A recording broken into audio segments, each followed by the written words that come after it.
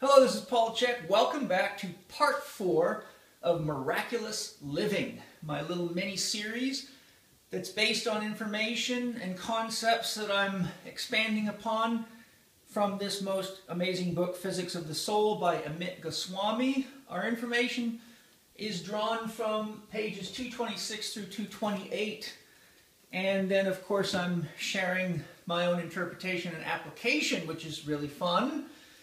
So today we're going to look at the fourth quality of what Aurobindo referred to as supramental beings, as quoted by Amit Goswami. Your reminder, supramental beings are people that have the ability to go beyond the ordinary mind, supra, above mind, and access their powers to teach us what is possible.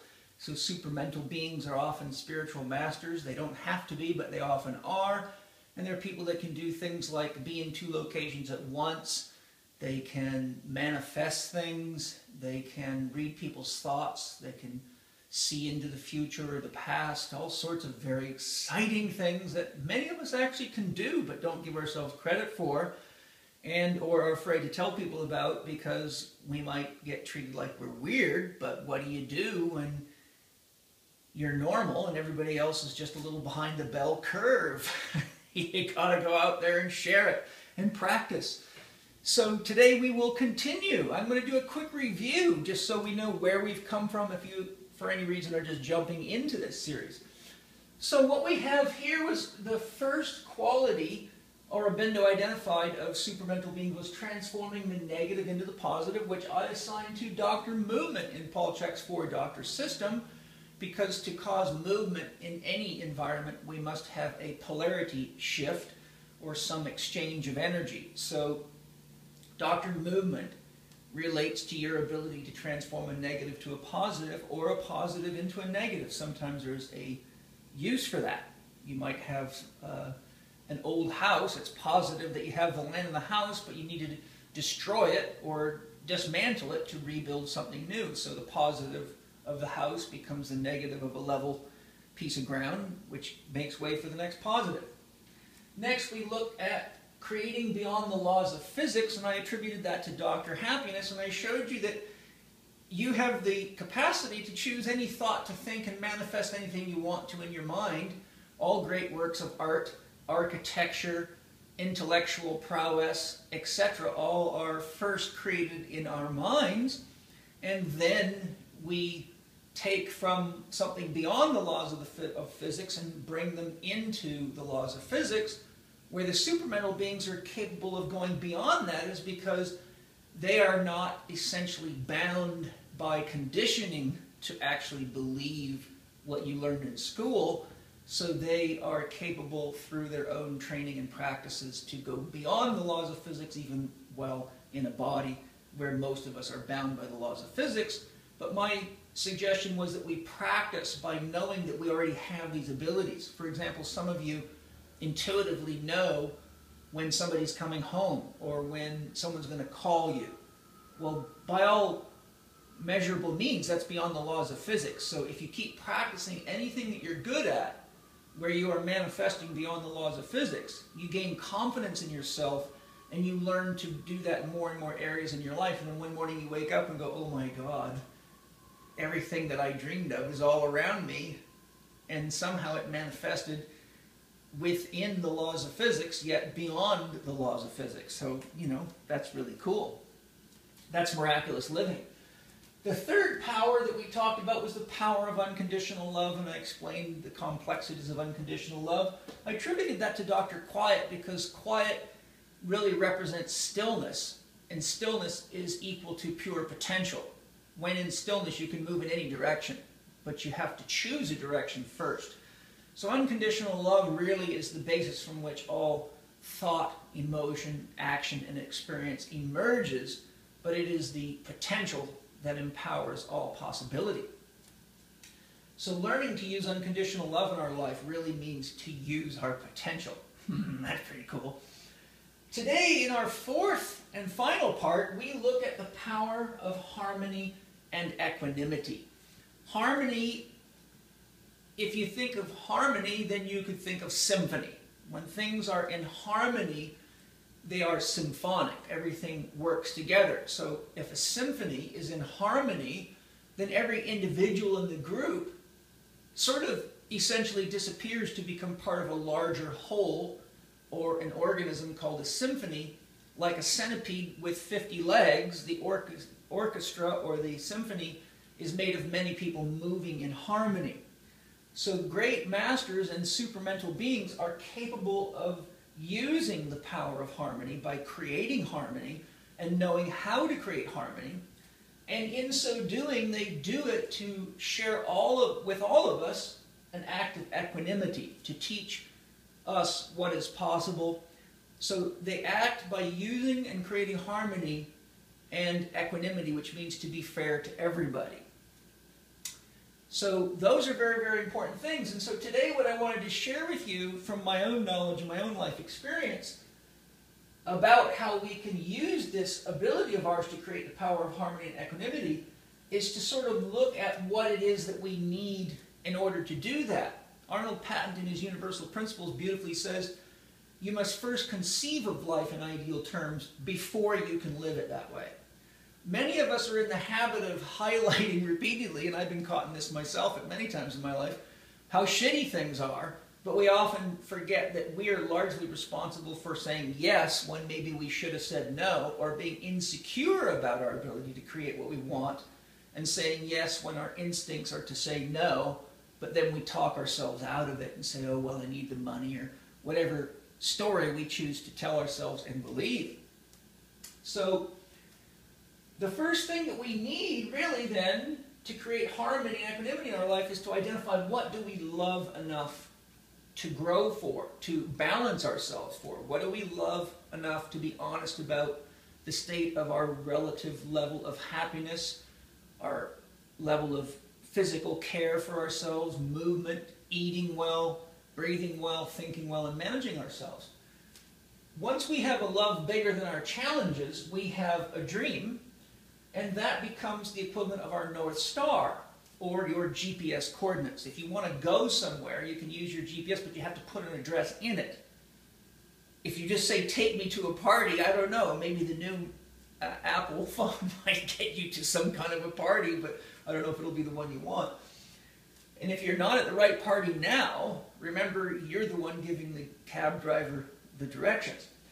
So once you have your one love, naturally we're going to generate thoughts oriented around that. I want to become a singer, so you have to start thinking about things related to singing, and who do I get lessons from, and what kind of music do I want to sing, etc. So there's always going to be thoughts. The thoughts express mind. Remember, mind is an embodied process that regulates the flow of energy and information, according to Dan Siegel, MD, which is a very good definition. So we're going to embody our thoughts, and our thoughts becomes the means by which we accomplish an end. If you don't think about how to get to a destination, you don't take the action of programming your computer and driving to the destination. Thoughts always manifest as emotions which provide feeling. So think of thoughts. If you had thoughts with no feelings, would you be nearly as likely to make wise decisions? Often it's our feelings more so than the information that guides us to make a decision. For example, you may be watching a commercial on television where something sounds and looks so good that it's almost hard to believe, yet your feelings are, there's more to it than meets the naked eye. So there you see a feeling gives you this desire to look deeper, or the feeling to be satisfied. So our thoughts then produce emotions that mirror the thoughts. Emotions of anger don't come from thoughts of happiness.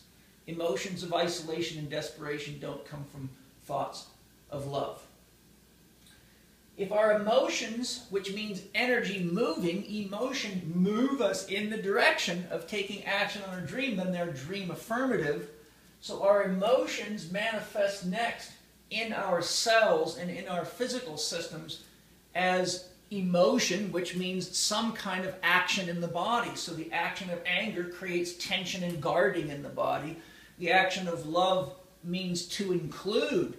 So if the emotion of anger or fear is there, then the body wants to push things away and cause separation from whatever its perceived challenge is. And then if the action is driven by love, there's a tendency to want to draw into oneself. Point being, the physical body is moving its orientation constantly, from inner guarding to inner opening, from outer guarding to outer opening, from action and productivity to fear and inhibition. Those all come by way of thoughts and emotions which manifest in the physical, which produce an experience.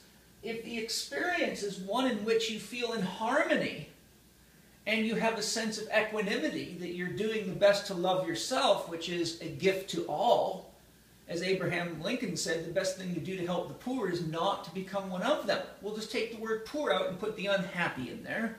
The best thing to do to help the unhappy is not to become one of them. The best that you can do to help people that don't have enough money is not to become one of them. What he meant was they need teachers. They don't need people to cry with them. So our experience is either going to be dream affirmative and moving us towards our selected dream or GPS coordinates or North Star, which is going to then reinforce the thoughts, the emotions, and the actions that keep spiraling us up toward completion. So the dream of a new house manifests a year or two later as the new house, and each step of the way we go from the foundation to the floors, to the walls, to the roof, to the fixtures, to the carpeting, to the landscape, and each spiral up.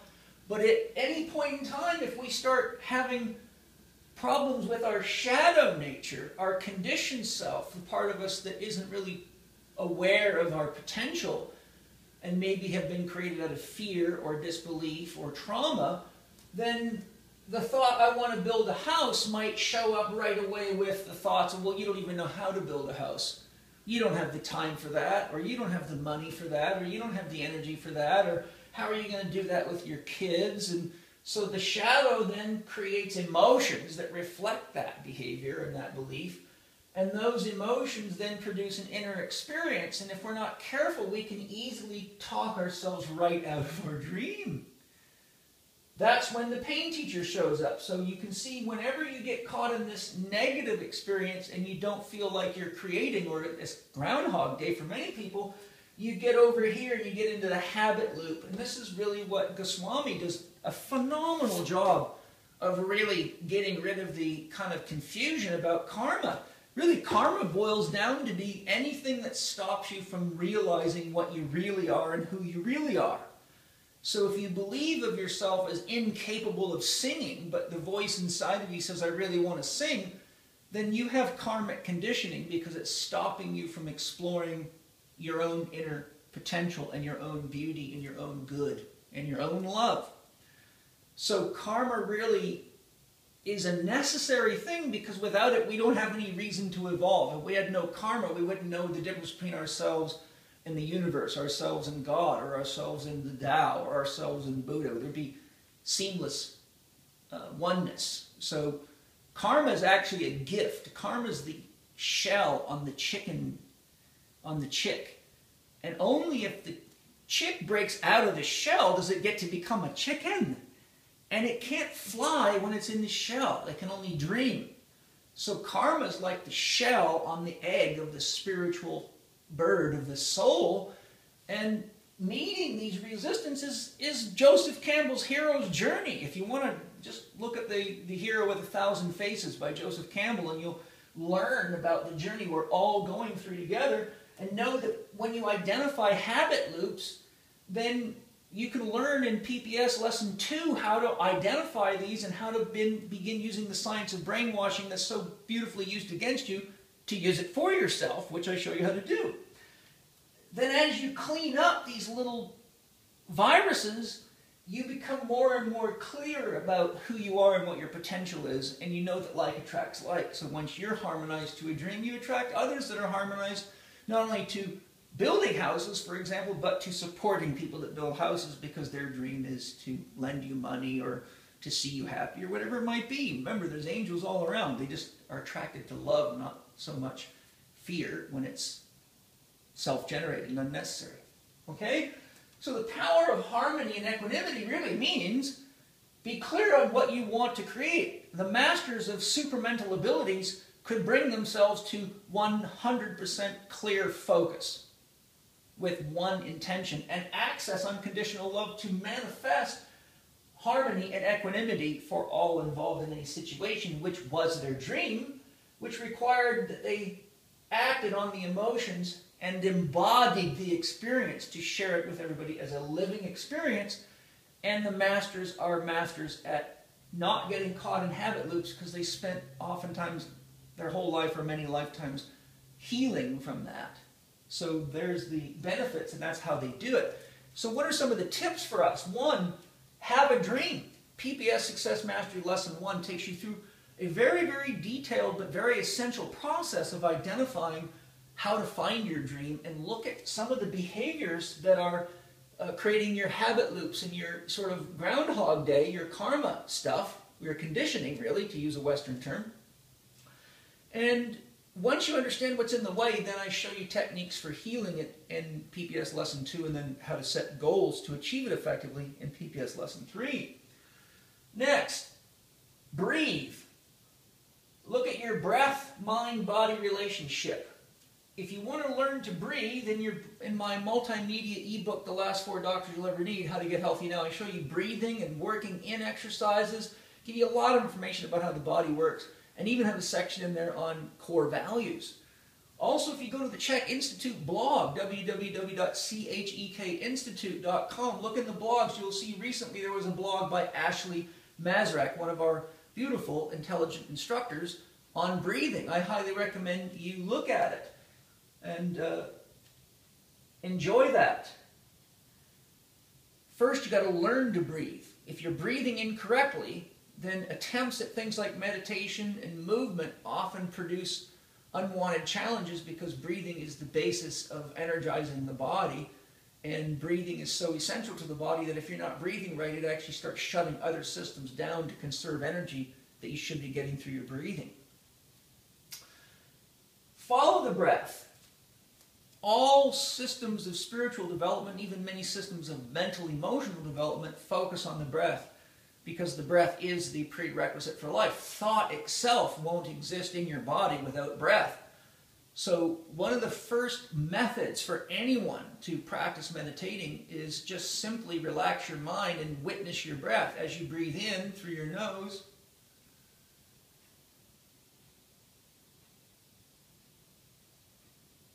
Feel what's happening inside your body. I feel my cardiovascular system getting excited.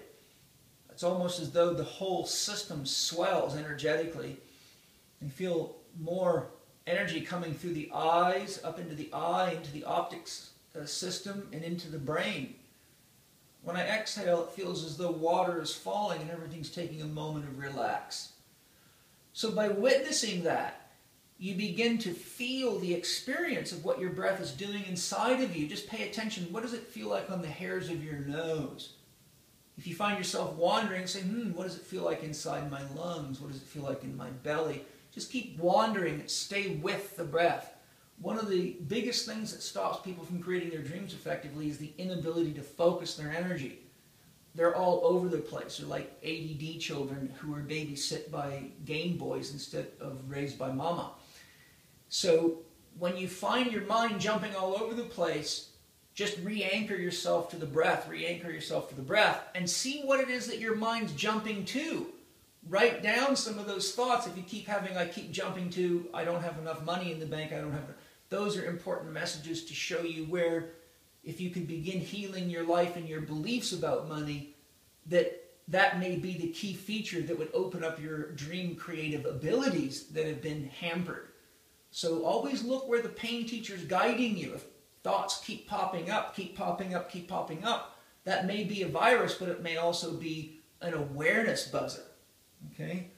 So once you learn, just practice following your breath, even for a few minutes at a time. Start with however much time you can do it, maybe a minute, maybe 2 minutes. Set your watch every hour and do it for a minute every hour. Learn to do it in small doses. Another very simple technique is to follow your breath with your body. So I'm going to now follow my breathing with my body. As I initiate the breath, I initiate movement. When my lungs are full, the movement stops. And when I exhale, as the breath is initiated,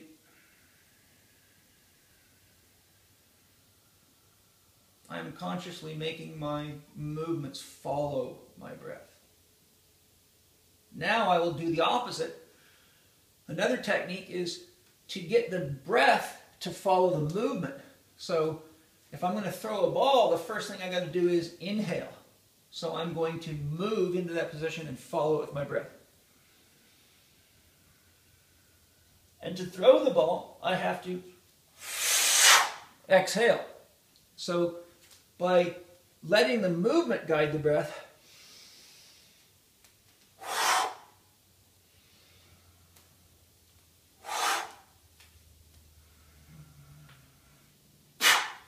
I can train my mind, my vision, my proprioceptive sense, my inner sense of awareness to a given point. The archer or the javelin thrower or the ball thrower. And by just practicing being in that one place, doing nothing but throwing the javelin, I am all here.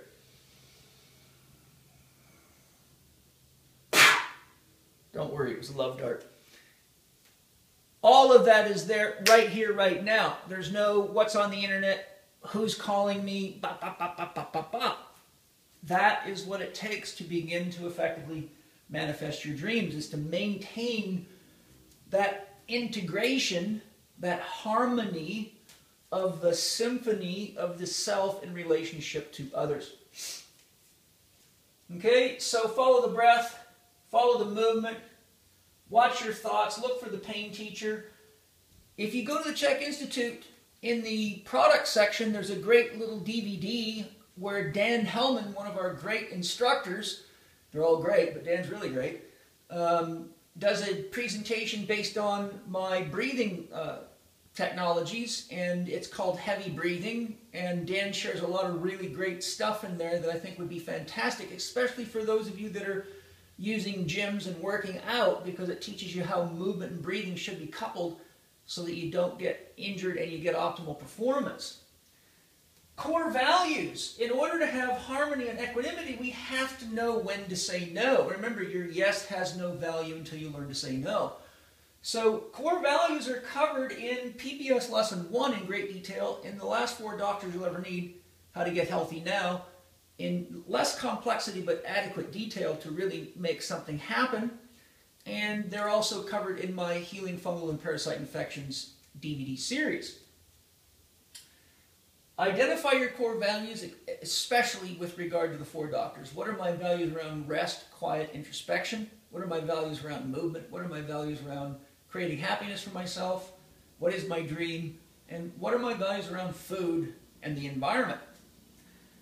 4, your echo. In order to create harmony and equanimity, or to achieve our capacity to extract from quiet or unconditional love, we have to remember that we have an inner echo and an outer echo.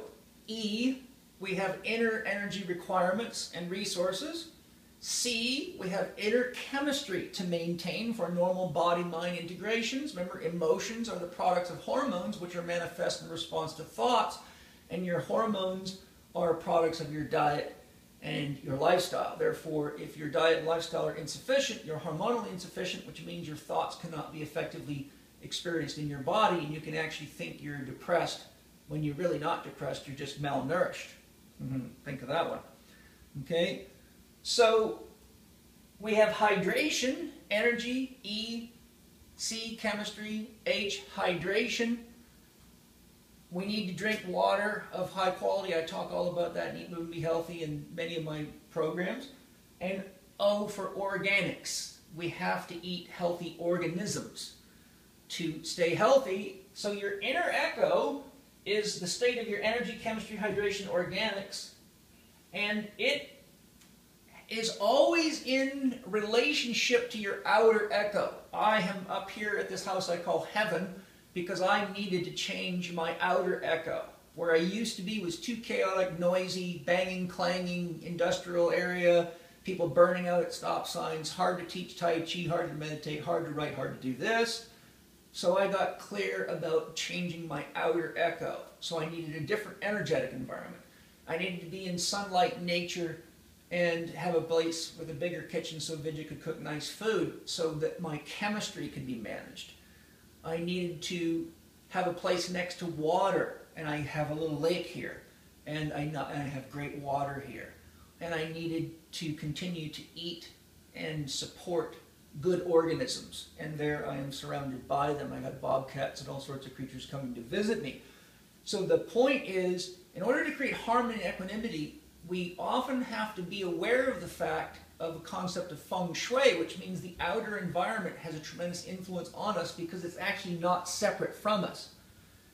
When you're in a dirty car, you can't get away from it. You can certainly wall it off and put yourself in another zone, but you're still perpetually in the environment of a dirty car, which means that the outer echo is chaotic, making it harder to balance your inner echo. So look at what do you need in your environment. Do you need to move because you're in a place that's too noisy, or you can't get dark in your room at night, or it's just too loud to sleep well? Can you not get access to good food? Well, then move to where you can. Food and water are men's best healers. Is the energy unstable in the environment? Too much electromagnetic pollution in the city of New York or Chicago or Los Angeles or something like that. And once you know what you need to create on the inside, then you also know what environment you need to create on the outside. So that brings us to my final point is, in my DVD series, Healing Fungal and Parasite Infections, the Absolute Essentials, I take you through all the diet and lifestyle factors that are largely the cause of people's fatigue, fungal infections, skin problems, parasite infections, and all sorts of things that rob people's health and nutrition and lead them to a perpetual stinking thinking relationship with themselves and kind of just surviving in the world instead of thriving in the world.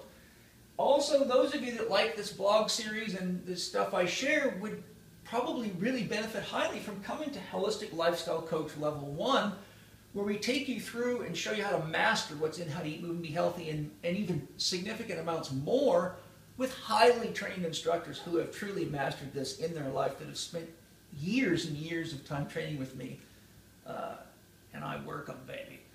So thanks for joining me on this series. I hope you've enjoyed this. I've enjoyed sharing it with you. I don't know what I'll be sharing next, but I'm sure whatever the collective unconscious wants to talk about will come rolling like thunder right through me. I'll see you soon.